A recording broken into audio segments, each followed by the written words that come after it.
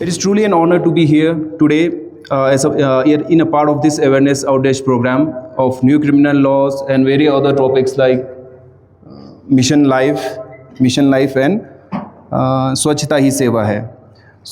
मैं अपना एक PPT बना के लाया हूँ एक न्यू क्रिमिनल लॉ के बारे में. तो जैसे कि हमें पता चला यहाँ बहुत सारे स्टूडेंट्स हैं जो कि कॉम्पिटिटिव एग्ज़ाम्स की तैयारी कर रहे हैं. तो आप सबके लिए एक अच्छा प्लेटफॉर्म है. यहाँ पे आप प्रैक्टिकली लर्न कर सकते हो बहुत सारे गवर्नमेंट स्कीम्स के बारे में, और जो हमारा एक नया न्यू क्रिमिनल लॉ जो इम्प्लीमेंट हुआ है उसके बारे में भी आप लोग थोड़ा सा हैंड टू हैंड प्रैक्टिकल आप नॉलेज गेन कर सकते हो. और जैसे आपको पता है बहुत सारे गवर्नमेंट स्कीम्स और ये न्यू क्रिमिनल लॉज ये सारे बहुत सारे क्वेश्चंस आपके कॉम्पिटिटिव एग्ज़ाम्स में पूछा जाता है. तो इसमें बहुत सारे डिटेल्स है जो मैं आपको बता दूंगा, तो आप नोट कर सकते हो. बाकी आपके कॉम्पिटिटिव एग्ज़ाम में भी हेल्पफुल रहेंगे. तो सबसे पहले as a police officer I have taken an oath to uphold the law and protect citizen, and this include helping you understand your rights and responsibility. Today I want to speak to you about a very important change that has affected all of us, especially the youth of your country, that is introduction of new criminal laws. तो सीधे हम new criminal laws पे ही जाते हैं. अच्छा, तो 3 नए criminal laws India में इंट्रोड्यूस हुए हैं, जिसमें सबसे पहला है भारतीय न्याय संहिता 2023. तो भारतीय न्याय संहिता इसने रिप्लेस किया भारतीय न्याय संहिता ने रिप्लेस किया इंडियन पीनल कोड 1860 को. फिर दूसरा जो लॉ है वो है भारतीय नागरिक सुरक्षा संहिता 2023. इस लॉ ने रिप्लेस किया कोड ऑफ क्रिमिनल प्रोसीजर 1973 को. और तीसरा जो लॉ है वो है भारतीय साक्ष्य अधिनियम BSA 2023. इस लॉ ने रिप्लेस किया इंडियन एविडेंस एक्ट 1872 को. तो ये है जो 3 नए लॉस है जो इंट्रोड्यूस हुए हैं. BSA भारतीय न्याय संहिता, BNSS भारतीय साक्ष्य नागरिक सुरक्षा संहिता और BSA भारतीय सुरक्षा अधिनियम. तो डिटेल में हम डिस्कस करेंगे. Next slide please. सबसे पहले न्यू लॉज के बारे में थोड़ा सा इंट्रोडक्शन होने से पहले हमें बेसिक पता होना चाहिए एक लॉ क्या होता है. ठीक है जी. लॉ क्या होता है? Simple definition, law is a set of rules made by the government to protect our rights and keep order in society. तो लॉ क्या होता है? Sets of rules and regulation जो गवर्नमेंट एस्टैब्लिश करता है किसी भी सोसाइटी में किसी भी सिटीजन्स के राइट को प्रोटेक्ट करने में और सोसाइटी में एक ऑर्डर मेंटेन करने के लिए, वो होता है लॉ. सिंपल डेफिनेशन लॉ का है. नेक्स्ट कर दीजिए प्लीज. लॉ हमें क्या बताता है? Law tells us what is right and wrong. Law हमें बताता है क्या सही और क्या गलत है. Law tells us what happen if someone breaks the rules. जो भी रूल्स एंड रेगुलेशन बनाए गए हैं इनका कोई वायलेशन करता है तो क्या होगा, वो भी लॉ बताता है. And law is there to protect you, me and every citizen. Law यहाँ पे है मुझे, आपको और जितने भी सिटीजन्स हैं इंडिया के, इनको प्रोटेक्ट करने के लिए. तो बिफोर ये जो न्यू क्रिमिनल लॉज आने से पहले हमारे पास पुराने, जैसे मैंने पहले बताया, इंडियन पीनल कोड, CRPC और इंडियन एविडेंस एक्ट, ये बहुत ही पुराने हमारे लॉज थे जो चलते आ रहे थे 150 ईयर्स से. ठीक है. नेक्स्ट. तो सबसे पहले मैं बताऊंगा सबसे BSA भारतीय न्याय संहिता ने किसको रिप्लेस किया है? Indian penal code 1860. ये जो इंडियन पीनल कोड 1860 है ये 1860 में बनाया गया था ब्रिटिश के टाइम पे. ठीक है. तब से अभी तक चलते आ रहा है. तो ये इंडियन पीनल कोड क्या है? एक सब्सटेंसिव लॉ है. सब्सटेंसिव लॉ मतलब क्या होता है? This was the law that told us what is crime. ठीक है. क्राइम क्या होता है? जैसे murder, theft, cheating. Indian penal code में ये बताया गया है मर्डर क्या होता है, थेफ्ट क्या होता है, चीटिंग क्या होता है, और बहुत सारे अदर क्राइम्स है. ये सब डिफाइन किया होता है इंडियन पीनल कोड में. और दूसरा है what punishment should be given. अगर कोई इन क्राइम को कंडक्ट करता है तो उनको क्या पनिशमेंट मिलना चाहिए, ये भी इंडियन पीनल कोड में दिया हुआ था. ठीक है. So it tells us what is a crime and what punishment applies. जैसे कि एग्जाम्पल के बारे में बता रहा हूँ. सेक्शन 378 में थेफ्ट को डिफाइन किया था. थेफ्ट मीन चोरी चीन हो सकन वो सेक्शन 378 ऑफ IPC ने डिफाइन किया गया था. और सेक्शन 379 में उसका पनिशमेंट दिया है, जैसे कि 3 साल की जेल का प्रोविज़न दिया गया है. तो यही है IPC क्या था? एक सब्सटेंसिव लॉ है. ये हमें बताता है क्या क्राइम क्या होता है, मर्डर क्या होता है, थेफ्ट क्या होता है और दूसरे क्राइम्स क्या है, और कोई भी इनके वायलेशन करेंगे तो उनका पनिशमेंट क्या होगा, ये IPC बताता है. तो IPC को रिप्लेस करके अभी क्या आया है नया लॉ? भारतीय न्याय संहिता 2023. Next please. और दूसरा जो मैंने बताया कोड भारतीय BNSS भारतीय नागरिक सुरक्षा संहिता 2023, इसने रिप्लेस किया, किसको किया है? CRPC 1973 को। अब CRPC एक प्रोसीजरल लॉ है, जैसे स्टार्टिंग में मैंने IPC बताया था, वो एक सब्सटेंसिव लॉ था, उसमें डिफाइन किया गया था क्राइम क्या होता है। अब CRPC और BNSS एक प्रोसीजर लॉ है। प्रोसीजर लॉ मतलब क्या होता है, this law told us how to handle criminal cases step by step, मतलब एक काइंड ऑफ मैनुअल है पुलिस के लिए, कोर्ट के लिए और लॉयर्स के लिए। जैसे सबसे पहले when police receive a complaint, CRPC उन्हें गाइड करता है। जब भी कोई कंप्लेंट लेके पुलिस स्टेशन आता है तो हमें कब उसमें FIR लगाना है, ठीक है, और कब FIR नहीं लगाना है, जिससे नॉन कॉग्निजेबल ऑफेंस में होता है। फिर उसके बाद इन्वेस्टिगेशन कब स्टार्ट करना है, इन्वेस्टिगेशन कैसे स्टार्ट करना है और कितने टाइम में इन्वेस्टिगेशन को कंप्लीट करके हमने केस को क्लोज करना है, वो सब प्रोसीजर इसमें बताया जाता है। प्रोसीजर मीन्स एविडेंस के लिए कैसे कलेक्ट करें, एक्यूज को कैसे अरेस्ट करना है, फिर उसको कोर्ट में कैसे पेश करना है, ये सब प्रोसीजर CRPC में बताया जाता है, ठीक है, जो जिसको अभी रिप्लेस करके आया है BNSS। अब इसमें CRPC आल्सो ये भी कवर करता है कि how court conducts trial, court कैसे ट्रायल्स को कंडक्ट करे। वंस इन्वेस्टिगेशन कंप्लीट होता है, हम चार्जशीट कोर्ट में प्रोड्यूस करते हैं, फिर कोर्ट उसमें ट्रायल कैसे लेगा, वो भी CRPC में प्रोसीजर दिया है। किसी को बेल देना है, नहीं देना है, वो भी CRPC में दिया है। तो ये एक स्टेप बाय स्टेप प्रोसीजर है। ये जब कब से स्टार्ट होता है, जब पुलिस को इन्फॉर्मेशन कंप्लेन आता है, और जब तक कहाँ तक होता है, फाइनल डिसीजन कोर्ट का है, यहाँ तक CRPC पूरा गाइड करता है। सो CRPC क्या हुआ, एक प्रोसीजर लॉ।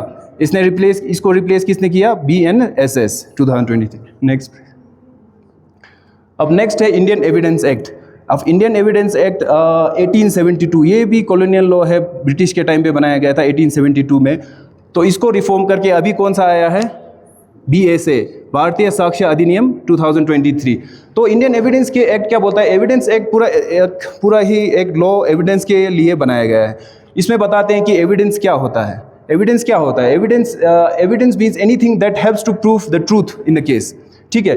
जैसे कि विटनेस स्टेटमेंट, कहीं पे मर्डर हो जाता है तो एक आई विटनेस है, ठीक है, हमें वो आई विटनेस मिला, वो आई विटनेस का टेस्टिमनी, उसका स्टेटमेंट क्या हुआ, एक ऐसा एविडेंस हुआ।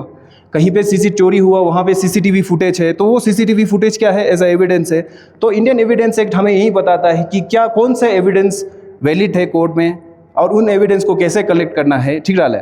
तो इसी इंडियन एविडेंस एक्ट को रिप्लेस करके क्या आया है, BSA। Next please. तो इंपॉर्टेंट डेट्स, ये इंपॉर्टेंट डेट्स आप कॉम्पिटिटिव एग्जाम की तैयारी करने वालों के लिए बहुत ही इंपॉर्टेंट है। तो सबसे पहले ये जो बिल है, एक लॉ बनने से पहले उसको एक बिल होता है, बिल फिर पास होके पार्लियामेंट में स्टेप बाय स्टेप होके लास्ट में एक लॉ बनता है। तो सबसे पहले ये बिल को कब इंट्रोड्यूस किया गया, 11 अगस्त 2023, ये इंपॉर्टेंट है। 11 अगस्त 2023 को ये बिल इंट्रोड्यूस किया गया। फिर ये बिल, इन दोनों बिल, लोकसभा में ये बिल पास हुआ दिसंबर 28, 2023, ठीक है जी। राज्यसभा में उसी के नेक्स्ट दिन 21 दिसंबर 2023 में राज्यसभा में पास हुआ। आप लोगों को जैसे कि एक बिल होता है, वो लॉ बनने में प्रोसीजर आपको पता है। लोकसभा में फर्स्ट रीडिंग होता है, फिर सेकेंड रीडिंग, डिबेट होता है, ये सारे चीज़ें होके फाइनली 21 दिसंबर 2023 को राज्यसभा में ये पास हुआ। उसके बाद क्या होता है, लोकसभा में पास हो गया, राज्यसभा में पास हो गया, उसके बाद प्रेसिडेंट अप्रूवल होता है, वो इसे मिला 25 दिसंबर 2023, ठीक है जी। पर ये इन्फोर्स कब हुआ, 1 जुलाई 2024। ये 4 जो डेट्स है, ये इंपॉर्टेंस है आपके कॉम्पिटिटिव एग्जाम्स के। उसमें जो न्यू क्रिमिनल लॉ इंडिया में कब से लागू हुआ, 1 जुलाई 2024, ये इंपॉर्टेंट। नेक्स्ट, ठीक है। अब ये तो आपको समझ आ गया पुराना लॉ कौन सा था, नया कौन सा आया। अब ये पुराने लॉज को चेंज करके नया लॉज बनाने का मकसद क्या था, क्यों इसका नीड हुआ, इसलिए इसको थोड़ा सा हम पढ़ते हैं। सबसे पहले है old laws were from colonial era. ये आपने देखा 1872 में बनाया गया था, जो कि बहुत ही पुराना था। तो IPC, CRPC, ये ब्रिटिश रूल में देयर फोकस, तो उस टाइम ब्रिटिश टाइम पे बनाया गया था। तो ये किस लिए बनाया गया था, सिटीजन, हमारे जो लोगों को कंट्रोल में दबा के रखने के लिए बनाया गया था। जस्टिस उतना उसमें नहीं था, ठीक है। इसलिए the structure become outdated for modern India. तो जैसे भी टाइम बढ़ते बढ़ते नए क्राइम्स आते गए, ठीक है, cyber crimes, terrorism, mob lynching, बहुत सारे क्राइम्स आते गए। तो इन सब से कोप अप होने के लिए ये न्यू लॉ बनाया गया है। डिले इन जस्टिस हुआ करता था। Investigation and trials were often too slow. Investigation और ट्रायल बहुत ही स्लो हुआ करते थे। उसमें मेंशन नहीं था कि इन्वेस्टिगेशन कितने डेज में कंप्लीट करना है, ठीक है। अभी अभी नेक्स्ट आने वाले स्लाइड्स में मैं बताऊंगा कि वो क्या होता है, ठीक है। उसके बाद है lack of victim centric approach. जो विक्टिम होता है, जो कंप्लेन लेके आते हैं पुलिस स्टेशन में या कोर्ट में कहीं भी जाता है, तो वो विक्टिम सेंट्रिक नहीं था पहले वाला लॉ। तो इसमें विक्टिम सेंट्रिक है। विक्टिम सेंट्रिक कैसे है, मतलब आप कहीं जाते हो कंप्लेन लेके, आप उसमें एफआईआर लॉन्च हुआ, तो विक्टिम को ये पता होना इम्पॉर्टेंट है कि मेरे केस का क्या हो रहा है, ये कितने दिन में ख़त्म होगा। तो इस नए प्रोविज़न में ये सब प्रोविज़न है कि आप पता कर सकते हो। पुलिस स्टेशन एक इन्वेस्टिगेटिंग ऑफिसर का एक रिस्पॉन्सिबिलिटी होता है, आपको टाइम टू टाइम अपडेट देना होता है आपके इन्वेस्टिगेशन में क्या हुआ, आपका केस कहाँ पहुँचा है, ठीक है। ये विक्टिम सेंट्रिक है। Thank you. फिर वही जैसे मैंने पहले बोला, new forms of crimes emerge. नए फॉर्म्स ऑफ क्राइम्स हो गए, जैसे cyber crime, digital fraud, online abuse. फिर बहुत सारे और भी है, मॉब लिंचिंग पिछले 2-3-4 साल में आपने सुना होगा। ये सारे उनको डील करने के लिए ये आया। फिर एविडेंस में डिजिटल एविडेंस हो गया। अभी तो साइबर क्राइम्स होते हैं, पहले हमारा कहीं पे क्राइम होता तो क्राइम सीन पे मेन एविडेंस क्या होता है, या तो आई विटनेस होता है, नहीं तो क्राइम वेपन होता है, फिंगरप्रिंट होता है। आजकल क्या होता है, डिजिटल क्राइम्स होते हैं तो डिजिटल एविडेंस कलेक्ट करना होता है। वो वाला प्रोविज़न पुराने उसमें थोड़ा लिमिटेड था, इसलिए डिजिटल एविडेंस और ये इनके लिए नए लॉ का ज़रूरत पड़ा। फिर उसके बाद है need for forensic and scientific investigation. पुराने हमारे जो सीआरपीसी आईपीसी में साइंटिफिक इन्वेस्टिगेशन उतना मैंडेट मतलब ज़रूरी नहीं था, कंपल्सरी नहीं था। तो अभी earlier system did not maintain forensic evidence collection. अभी क्या है, जो सीरियस ऑफेंसेस होते हैं जैसे मर्डर, रेप, जिसमें 7 साल से ऊपर की सज़ा है, इसमें मैंडेटरी एक फोरेंसिक टीम को लेके जाना ज़रूरी होता है। जैसे कहीं भी कुछ होता है तो हम इन्वेस्टिगेटिंग ऑफिसर, पहले हम क्या करते थे, हम ही जाके कलेक्ट करते थे जो एविडेंस होते हैं वहाँ पे। तो हम हर कोई एक स्पेसिफिक फील्ड में उतना एक्सपीरियंस नहीं होता है, तो फोरेंसिक वाले हैं उनको अपने फील्ड में एक्सपीरियंस ज़्यादा है, तो मैंडेटरी किया गया कि 7 साल से ऊपर के उसमें फोरेंसिक टीम ले जाना है। तो इससे क्या होगा, केस भी स्ट्रॉन्ग होगा, ठीक है। ये इसलिए ये बनाया गया है। दूसरा है डिजिटल इंडिया रिक्वायर्स डिजिटल। अभी हम डिजिटल इंडिया की तरफ बढ़ रहे हैं, डिजिटल इंडिया हो रहा है, तो हमारा भी लॉ भी थोड़ा सा डिजिटाइजेशन होना ज़रूरी था, इसलिए हुआ है डिजिटाइजेशन। मतलब अभी पहले हमें क्या होता था, एफआईआर्स के लिए आपको कन्वेंशनल पुलिस स्टेशन में जाना पड़ता था। कोई भी आपका कुछ कंप्लेन होगा तो आपको फिजिकली जाके कंप्लेन करना पड़ता था, ठीक है। तो वो थोड़ा सा, आजकल सारे ऑनलाइन का ज़माना है, तो अभी आप क्या कर सकते हो, आप अपने कंप्लेंट जो है वो आप इलेक्ट्रॉनिकली जैसे ईमेल पे भी भेज सकते हो, व्हाट्सएप पे भी भेज सकते हो, ठीक है। उसका भी अलग सा प्रोविज़न है जो नए लॉ में दिया गया है, इसलिए ये सारी चीज़ें ज़रूरत पड़ा। ये नेक्स्ट,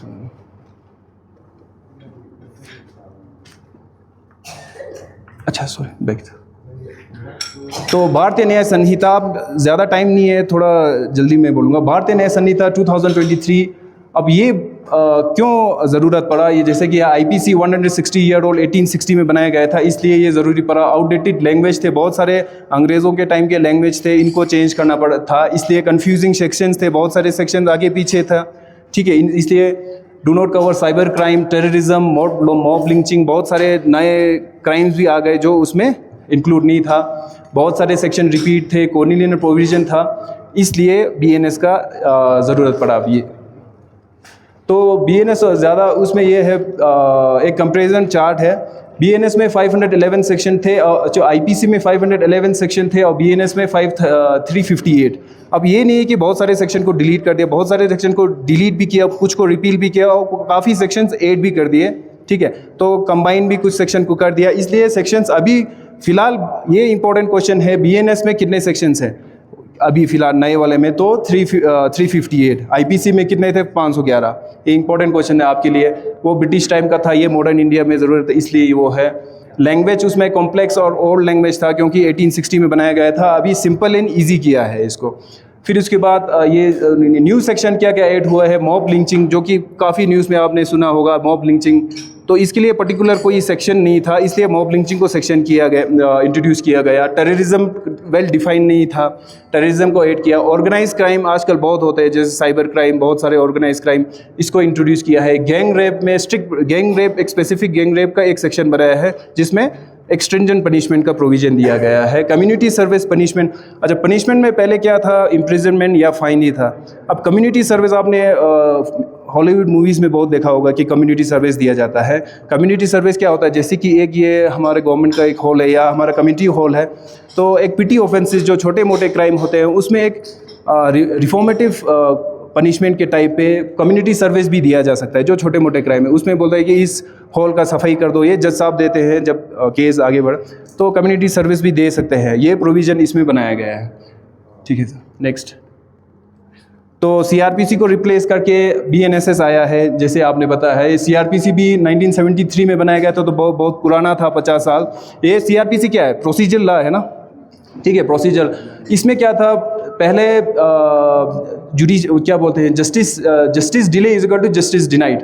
अगर जस्टिस डिले हो गया तो वो जस्टिस डिनाई करने के बराबर ही है। इसीलिए पहले ट्रायल्स जो कोर्ट में केसेस चलते थे 10 से 20 साल 30 साल लग जाते थे, थोड़ा इनको स्पीडी ट्रायल का प्रोविज़न इसमें दिया गया है। टेक्नोलॉजी मिसिंग था, पहले क्या था, इन्वेस्टिगेशन हम करते थे, ज़्यादा से ज़्यादा हम एक फोटोग्राफर को ले जाके फोटोग्राफी करते थे। अभी मैंडेटरी ई साक्ष्य बोल के हमें है, आयोग को एक वीडियोग्राफी स्टार्टिंग से ही क्राइम सीन पे जाके पूरा वीडियोग्राफी करना है, विटनेस का स्टेटमेंट लेते हैं तब भी वीडियोग्राफी करना है, तो ये बहुत सारे प्रोविज़न इसमें ऐड कर दिया है। फिर वीडियो ट्रायल्स पे भी आप अगर यहाँ नहीं हो, आपका कहीं पे ट्रायल चल रहा है, अगर आप बेल पे हो तो आप दिल्ली में हो, कहीं भी हो, इलेक्ट्रॉनिकली वीडियो पे ही ट्रायल हो सकता है। फोरेंसिक साइंस, जैसे मैंने बोला, फोरेंसिक टीम होना ज़रूरी होता है 7 साल के, ये सब इसमें ऐड कर दिया है। Next sir. तो इसमें क्यों ये चेंज, अच्छा, सीआरपीसी में कितने सेक्शंस थे? 483। अब बीएनएसएस में बढ़ के कितने हो गए? 531। ये थोड़ा इंपॉर्टेंट है, आपके प्रोस्पेक्टिव से एग्जाम में आ सकता है। अब इन्वेस्टिगेशन टाइम भी बहुत ही लिमिटेड कर दिया है। जो इंपॉर्टेंट माइनर ऑफेंसेस होते हैं, जैसे जिसमें पनिशमेंट 3 साल से कम है, उसमें आपने इन्वेस्टिगेशन हमने 30 डेज़ में कंप्लीट करके देना है इन्वेस्टिगेशन। जो सीरियस ऑफेंसेस होते हैं, उस जैसे 3 से 7 साल की सज़ा होता है, उसमें हमने 60 डेज़ में इन्वेस्टिगेशन कंप्लीट करना है। और वेरी सीरियस ऑफेंसेस जैसे मर्डर, रेप, गैंग रेप, और इसमें 180 डेज़ का प्रोविज़न दिया गया है कि मैक्सिमम इनमें, क्योंकि टाइम लगता है, एफएसएल में रिपोर्ट भेजते हैं ये सब, तो 180 डेज़ फिक्स किया है। पहले फिक्स नहीं था तो इन्वेस्टिगेशन बहुत ही डिले हो जाते थे, इसलिए ये इन्वेस्टिगेशन वाला पार्ट बहुत। फिर डिजिटल रिफॉर्म्स में इसमें क्या किया है, ई-एफआईआर, जैसे मैंने पहले ही बताया, आप लोग इलेक्ट्रॉनिकली कंप्लेन कर सकते हो, पुलिस स्टेशन के कंसर्न ईमेल पे भेज सकते हो, व्हाट्सएप नंबर पे आप अपना कंप्लेन इलेक्ट्रॉनिकली भेज सकते हो। लेकिन उसमें एक प्रोविज़न है कि हम वो जो कंप्लेन होंगे उसको हम रिकॉर्ड करेंगे, लेकिन आपको 3 दिन में आके साइन करना होगा, नहीं तो फिर ऑनलाइन पे ज़्यादा सीरियस वो कंप्लेन आते नहीं है। ऐसे ऑनलाइन पे कंप्लेन कर दो, बाद में वो आते नहीं है, तो एक ये फॉल्स कंप्लेन जैसा ही हो जाता है। इसलिए वीडियो कॉन्फ्रेंस अब फोरेंसिक, जैसे बोला, फोरेंसिक एविडेंस मैंडेटरी किया गया है। 7 साल की सज़ा, 7 साल से ज़्यादा जो सज़ा होगा उसमें फोरेंसिक टीम का होना ज़रूरी है। विक्टिम सेंट्रिक है, ठीक है। नेक्स्ट, इसमें भी यही है सेक्शंस और ये सब। नेक्स्ट आना लेकिन अभी भारतीय साक्ष्य अधिनियम, इसने किसको रिप्लेस किया है? इंडियन एविडेंस एक्ट को, ठीक है। इसमें भी क्या है, ये भी पुराना था, 150 ईयर ओल्ड था। इसमें जैसे डिजिटल, पहले इसमें डिजिटल एविडेंस को उतना रिकॉग्निशन नहीं था। टाइम टू टाइम अमेंडमेंट होके, तो ये भी नहीं है कि इससे पहले हम डिजिटल एविडेंस को कलेक्ट नहीं करते थे। 1 जुलाई 2024 से पहले हम डिजिटल एविडेंस कलेक्ट नहीं करता था, ये भी नहीं है। हम डिजिटल एविडेंस कलेक्ट करते थे, टाइम टू टाइम अमेंडमेंट होके हमें SOPs दिया जाता है, उस हिसाब से हम करते। लेकिन इसमें फिक्स किया गया है डिजिटल एविडेंस को भी एक प्राइमरी एविडेंस जो ऐसे डॉक्यूमेंट्स होता है उसकी तरह डिजिटल एविडेंस को भी वैलिड किया है। डिजिटल एविडेंस भी हम कलेक्ट करके हम कोर्ट में एडमिसिबल है। फिर नेक्स्ट आना देखिए, इसमें भी वही है। सेक्शन पहले 169 थे, अब बढ़ के 170 हो गया है। यहाँ लेगा, अब की फीचर्स है, यही है faster justice and time bound trial. जैसे मैंने बोला, जो इन्वेस्टिगेशन है उसको स्पीडी कर दिया है। अब ट्रायल्स जो है, कोर्ट में delivered judgement within 45 days once the argument है कंप्लीट। जैसे आर्ग्यूमेंट्स कंप्लीट हो जाता है, वो within 45 days court judgement दे सकता है इसमें। और charge must be frame within 60 days from first hearing. First hearing के 60 डेज में आपको चार्ज फ्रेम करना है। ये जुडिशरी से रिलेटेड है। Special protection for women and children में को ज़्यादा स्पेशल प्रोटेक्शन दिया गया है। Investigation in against children and women को उसको विद इन 2 मंथ कंप्लीट करना है, ठीक है। ये एक प्रोविज़न है। Strict punishment for heinous offences. Heinous offences कुछ केसेस में पनिशमेंट में बढ़ा दिया गया है। डेथ पेनल्टी भी दिया गया है। गैंग रेप अगर 18 साल से छोटे लड़कियों का किया है, या तो मॉब लिंचिंग जो भी है, बस नहीं था। ट्रायल इन एब्सेंशिया ऐड किया है। ट्रायल इन एब्सेंशिया क्या होता है, जब जैसे बहुत सारे केसेस में हमारे किंगफिशर के जो क्या हाँ, विजय माल्या वो यहाँ से भाग के ब्रिटिश में चले गए, तो इंग्लैंड चले गए, तो उनका ट्रायल वो यहाँ पे नहीं है, तो उनका ट्रायल रुक गया है। वैसा अभी इसमें क्या है, अगर एक्यूज डेलिबरेटली एब्सकॉन्ड होता है, हाइड या कहीं भाग के आता नहीं है, लेकिन फिर भी उसका ट्रायल चलेगा, ये वाला प्रोविज़न किया है। Use of technology and forensic, technology use करना और फोरेंसिक वो यूज़ करना इसमें मैंडेट किया गया है, तो वही है। सिटीज़न फ्रेंडली प्रोविज़न है, आप 0 एफआईआर लगा सकते हो। अभी पहले क्या था, आप जैसे आप आ रहे हो मनाली से लेह की तरफ, मनाली में आते आते आपके साथ कुछ हो गया इंसिडेंट, आपको कुछ लोगों ने आपके चीज़ों सामान को खेस या कुनमा क्या, तो आप लोग वहाँ तो डर के आ गए लेह की तरफ। अब यहाँ आके पहले आप कंप्लेन करते तो हमारा जुरिडिक्शन नहीं होता था, तो हम बोलते हैं आपको जाना पड़ेगा मनाली, जहाँ कंसर्न पुलिस स्टेशन जहाँ पे, वहाँ जाके आप कंप्लेन करो। अभी वो वाला प्रोविज़न नहीं है। इरिस्पेक्टिव ऑफ जुरिडिक्शन, अगर कहीं भी आपका होता है, जैसे आपका नुब्रा में होता है, आप लेह पुलिस स्टेशन में आके, आप ऑन द वे थे लेह पुलिस स्टेशन में आके आप कंप्लेन कर सकते हो। हम यहाँ से 0 एफआईआर लगाते हैं। 0 एफआईआर का प्रोविज़न आपको पता है 0 एफआईआर क्या होता है? जैसे भी कंप्लेन होता है, हम अगर आप कंप्लेन करते हो, हम एफआईआर डालते हैं, एफआईआर नंबर 1, 2, 3 इस हिसाब से दिया जाता है। अब 0 एफआईआर आप आए, नुब्रा में मेरे साथ ऐसा कुछ हुआ तो मुझे यहाँ कंप्लेन करना है, जो भी हुआ, तो हम उसमें एक 0 एफआईआर लिख के उसमें एफआईआर नंबर नहीं डालते हैं, इसलिए इसको 0 एफआईआर बोलते हैं। तो हम कंसर्न पुलिस स्टेशन जो जहाँ पे वो क्राइम कमिट हुआ, जैसे नुब्रा होगा, चंगतांग होगा, मनाली, जम्मू, तो उस पुलिस स्टेशन को भेज देते हैं, तो वो वहाँ पे अपना एफआईआर नंबर लगा के वो करेगा। तो ये एक 0 एफआईआर का प्रोविज़न इसमें ऐड हुआ है। बाकी वही है। थैंक यू आप सबको। होपफुली थोड़ा बहुत जो न्यू क्रिमिनल लॉस है इसके बारे में पता लगा होगा। Thank you so much.